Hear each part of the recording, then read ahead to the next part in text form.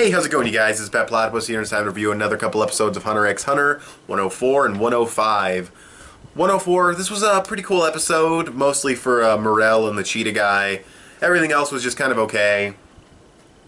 We get the lion dude and the other two dudes who are going out doing their search and shit.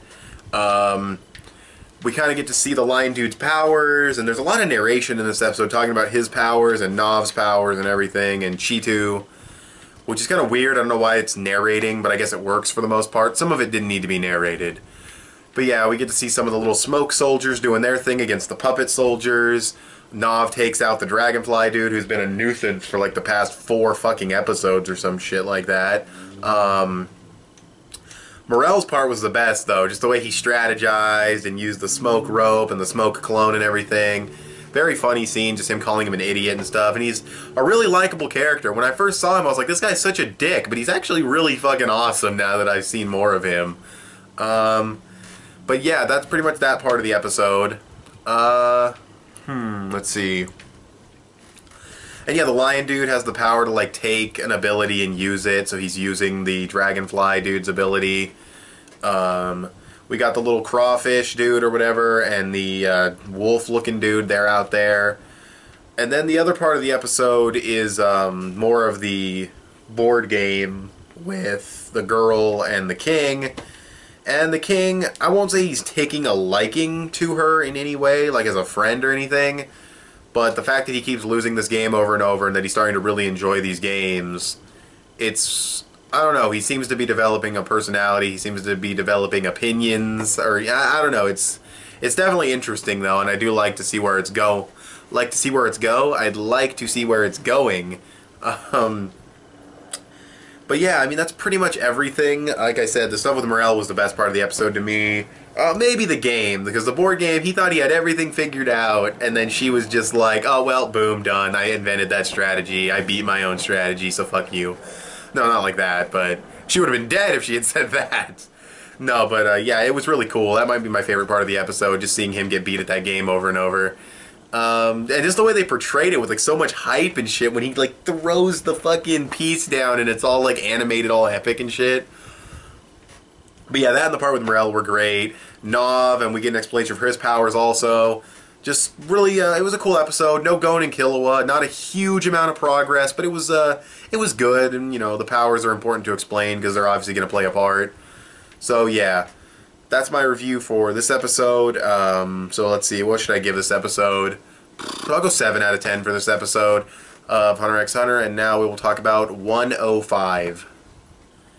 Okay, you guys, so episode 105. This is another pretty good episode, but kind of slow-ish. We've got the lion dude finding out about the one dude's powers to make portals because he's spying on him with the dragonfly. We get...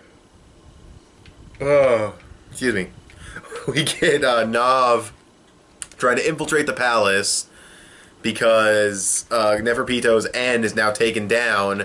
And the reason why Neferpito's N is taken down is because we have this ridiculously high-stakes game where the girl is like, well, hey, I'll sacrifice my life because this is all I'm good at. If I'm not good at this game, then I don't need my life. And the king has this same, you know, it's basically like a pride thing about how I shouldn't have been so petty or whatever. And he ends up tearing off his own arm, and he has to get it fixed, and Neferpito's going to fix it. But her N can't be activated at the same time. So this gives Nov a chance to go in. And the stuff with her development as far as... you know, talking about how her backstory is and how good at this game she is and how everything goes. It's definitely interesting, and she's clearly having an effect on the king and kind of not changing his personality, but I mean, the fact that he did that to himself, it's kind of changing his whole, you know, I'm a badass, fuck you, you serve me attitude. It's almost like he's, you know, changing a bit. So it's definitely very interesting. Nov infiltrating was definitely high tension, and definitely, even though there's nothing for him to fear right now, there's definitely a lot of tension in that scene. And, yeah, that's essentially the entire episode. We get a few other things here and there being said. We get a scene at the end with... This guy comes out of nowhere, by the way. 2 things. There's 11 ants and 3 humans in the palace. That's fine. The 3 humans are the fucking, the game player, the girl, the fucking Kim Jong-il dude, which I could have sworn they, like, fucking chopped part of his head off or some shit, but I guess he lived.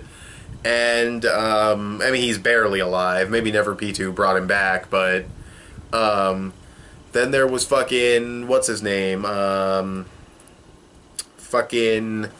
This dude with these eyebrows and these tiny eyes for anime, like, really tiny, like, even tinier than, like, what a normal person would have, I swear. He just comes out of nowhere looking up chicks online, and it gets all creepy and shit, and I'm like, what the fuck are we watching right now? And he ends up picking this one chick that he wants to come over there, and it turns out to be Palm in disguise. So I guess Palm is just a fucking beast at disguising herself. So Palm is going to find a way to Palm has found a way to infiltrate the palace. Nav is going to be there.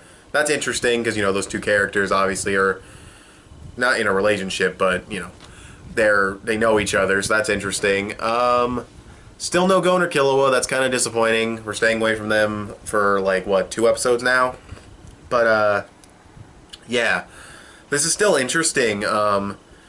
It'll be cool to see Palm go in there. I don't know what she's capable of, or why she's doing it, because I believe she's been, like, following everyone, like, spying on them and shit. Like, I don't think they know that she's there. They might, but she was always in the background and shit. But yeah, we'll see what happens.